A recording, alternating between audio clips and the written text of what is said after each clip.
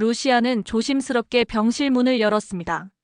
낡은 경첩이 끼익하고 길게 울렸습니다. 희미한 불빛 아래 침대에 누워있는 민두식의 모습이 보였습니다. 창백한 얼굴, 마른 팔, 말라버린 입술. 예전의 민두식 회장의 모습이 아니었습니다.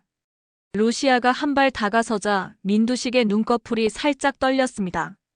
그리고 천천히 눈을 떴습니다. 루시아. 갈라진 목소리가 새어나왔습니다. 민두식 눈가에 눈물이 맺혀 반짝였습니다. 당신이 날 구하러 왔구나. 루시아는 말없이 고개를 끄덕였습니다. 회장님, 더는 여기 계실 수 없어요. 지금 바로 나가야 합니다. 병원을 빠져나온 민두식은 차 안에서 창밖을 바라봤습니다. 그의 눈에는 모든 걸 다시 되찾겠다는 의지만이 담겨 있었습니다. 김선재, 민경채, 너희들 내가 가만두지 않을 거야. 이제 다시 돌아갈 시간입니다. 무너진 자리로 돌아가 빼앗긴 모든 걸 되찾기 위해. 그날 밤 조용히 시작된 이 탈출은 민간그룹을 송두리째 뒤흔들 반격의 첫걸음이 되었습니다. 세리가 민경채 친딸이라고? 김선재의 눈이 커졌습니다. 순간 공기가 얼어붙은 듯 숨소리조차 들리지 않았습니다. 루시아는 김선재의 눈을 똑바로 바라보며 말했습니다. 맞아. 세리는 민경채 친딸이야. 다만 호적만 민두식 쪽으로 올려둔 거야. 민경채가 이걸 들키면 끝장이라는 거 당신도 알겠지? 김선재의 입가엔 미소가 번졌습니다. 그 미소는 계산이었죠. 그래, 이건 민경채를 완전히 내 손 안에 넣을 수 있는 카드야. 김선재 머릿속이 빠르게 돌아가기 시작했습니다. 민경채의 약점으로 자신이 지분을 넘겨받을 속셈이었죠. 이제 판이 바뀌었어. 내가 그녀를 흔들 수 있다. 그는 천천히 계획을 세웠습니다. 세리는 민경채의 유일한 약점이자 심장이라는 걸 누구보다 빨리 깨달은 거였죠. 다음 날 김선재는 아무 일 없다는 듯 민경채를 고급 레스토랑으로 불렀습니다. 우리 앞으로 결혼식 준비나 제대로 해봐요. 민경채는 미묘하게 눈썹을 찡그렸지만 곧 미소로 감췄습니다. 김선재, 너의 지분만 내 손에 들어오면 넌 필요 없어. 민경채도 속으로는 계산 중이었지요. 김선재는 잔을 부딪히며 태연하게 물었습니다. 그런데 세리 양한테 요즘 너무 신경 많이 쓰는 거 아니에요? 거의 친딸 대하듯이? 그 짧은 한마디에 경채의 손이 살짝 멈칫했습니다. 어릴 때부터 제가 거의 키웠어요. 정들 수밖에요. 표정은 아무렇지 않은 척했지만 그 짧은 떨림 하나로 김선재는 확신했습니다. 맞다. 진짜야. 그날 이후 힘의 축이 바뀌었습니다. 전에는 민경채가 끌고 갔다면 이제는 김선재가 천천히 고삐를 당겼는데요. 지분 이전 서류는 미루죠. 먼저 약혼식부터 합시다. 서두를 일은 아니잖아요. 그 말에 민경채는 표정 하나 바꾸지 않았지만 속은 끓었습니다. 김선재는 별다른 이유 없이 민경채의 집을 찾았습니다. 그는 초인종을 누르려 했습니다. 하지만 현관문이 살짝 열려 있었고 안쪽에서 경채의 목소리가 들려왔습니다. 그는 무심코 발걸음을 멈추고 문 옆벽에 몸을 숨겼습니다. 공 실장, 김변한테서 지분만 받으면 결혼은 최대한 미룰 거야.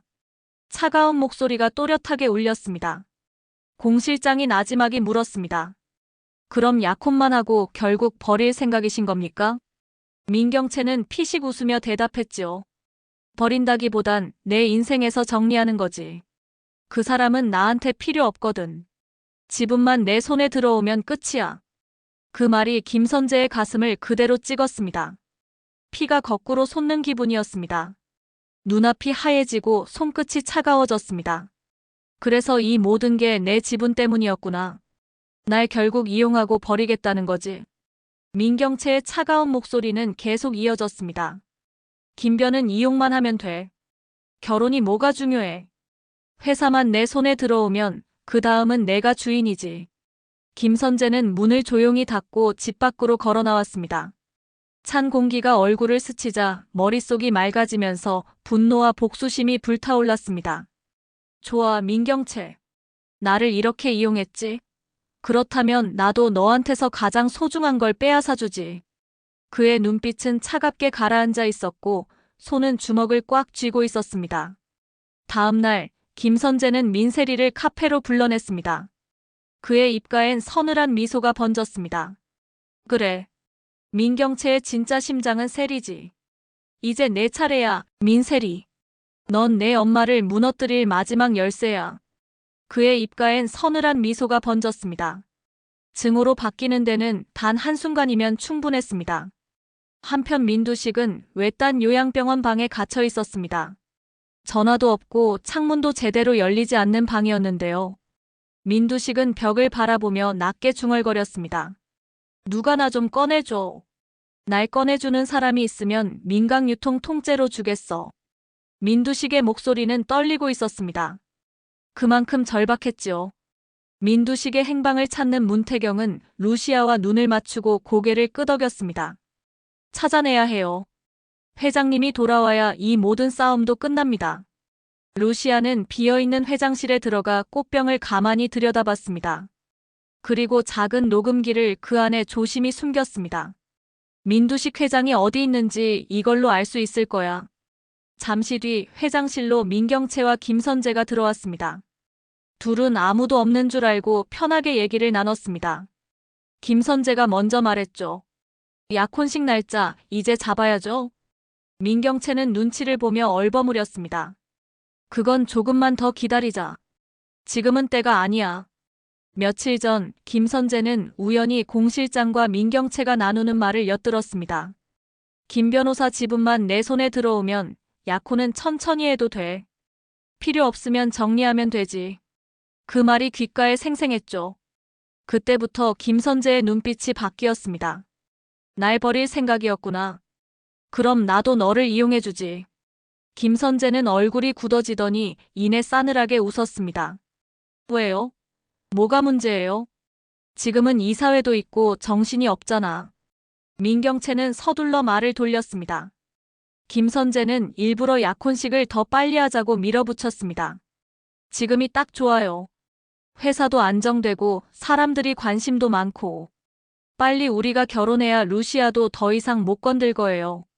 민경채는 당황했지만 겉으로는 웃으며 대답했습니다. 그래 생각해볼게. 그때 김선재의 휴대폰이 울렸습니다. 예, 김선재 변호사입니다. 전화 너머에서 들리는 목소리는 요양병원 간호사였습니다.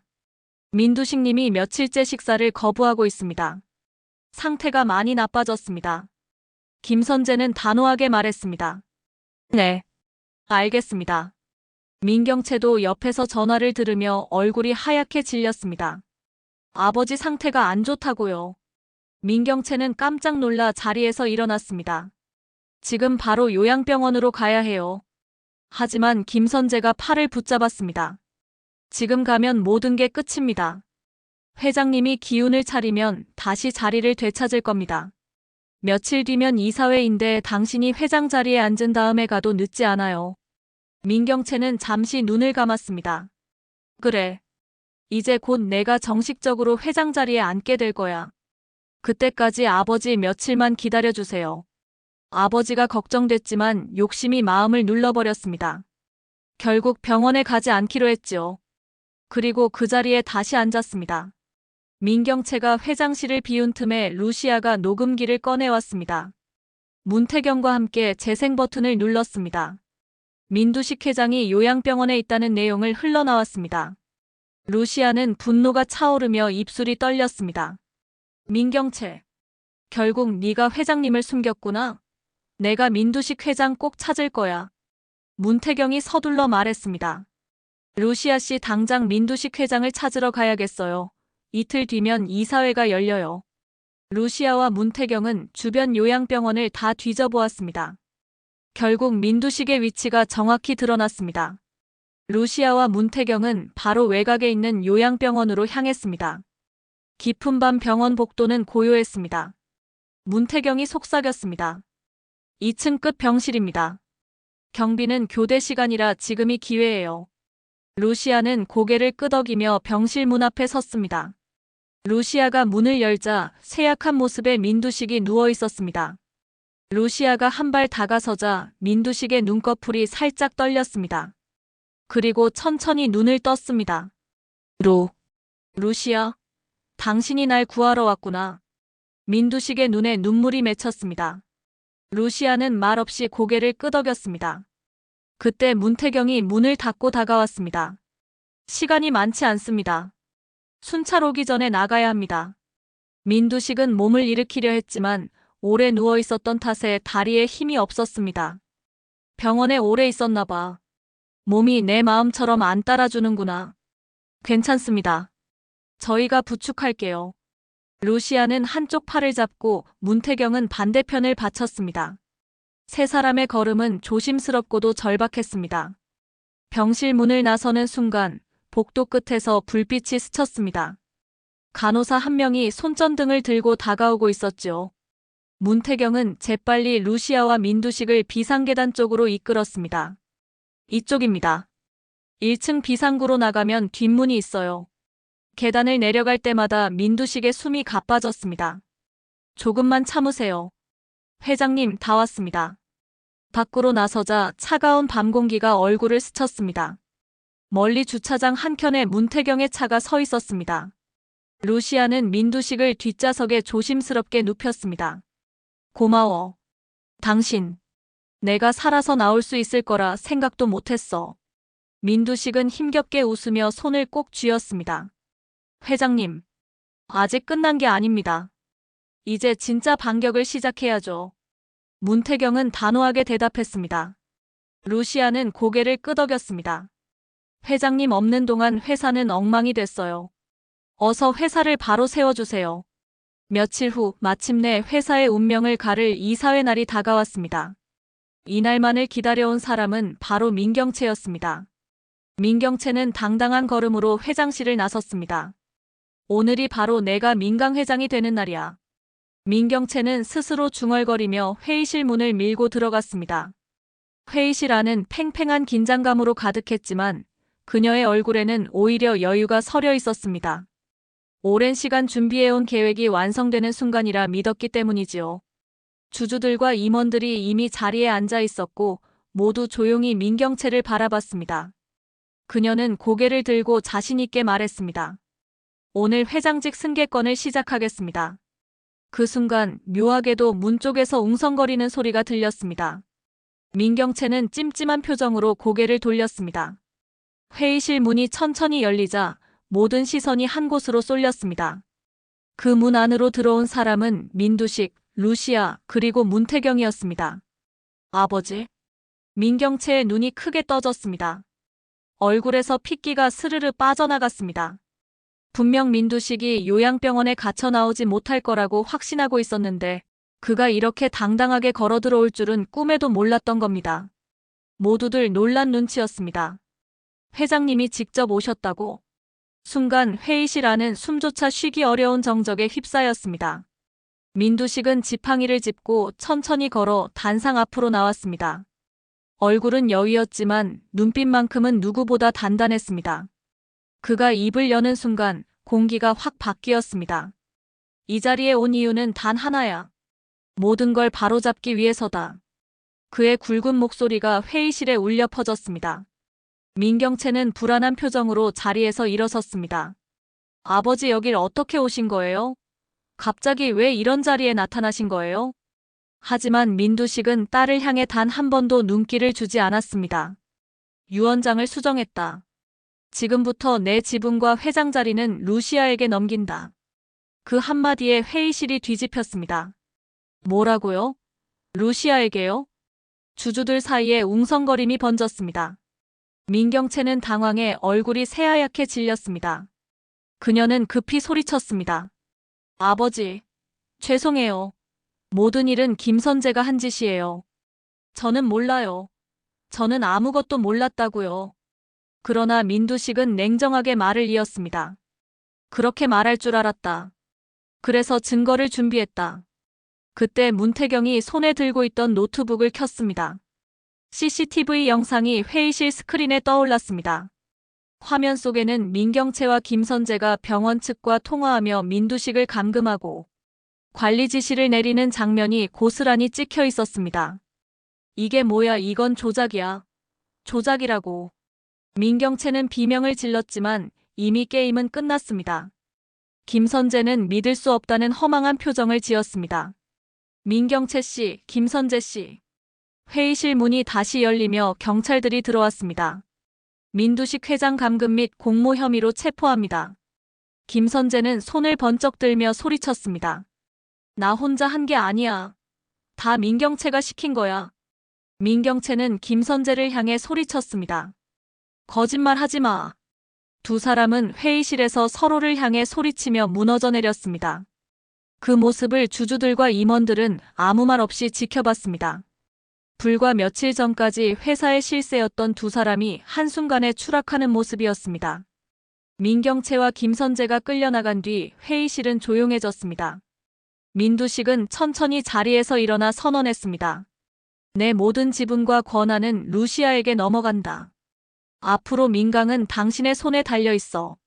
루시아는 떨리는 손으로 의자에 앉았습니다.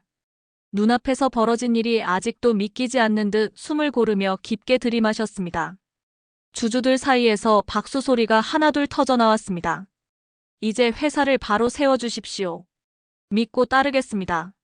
문태경은 조용히 고개를 끄덕이며 말했습니다. 루시아 회장님, 이제 진짜 시작입니다. 루시아는 단단히 대답했습니다. 이제 민강은 다시 제대로 세울 겁니다. 민경채와 김선재가 수갑을 차고 끌려나가는 모습을 보며 루시아는 옅은 미소를 지었습니다. 민경채, 김선재, 지금부터 시작이야. 너희들에게 지옥을 보여줄게. 루시아의 진짜 복수는 지금부터 시작되고 있었습니다. 이야기는 여기까지입니다. 시청해주셔서 감사합니다. 구독과 좋아요는 큰 힘이 됩니다.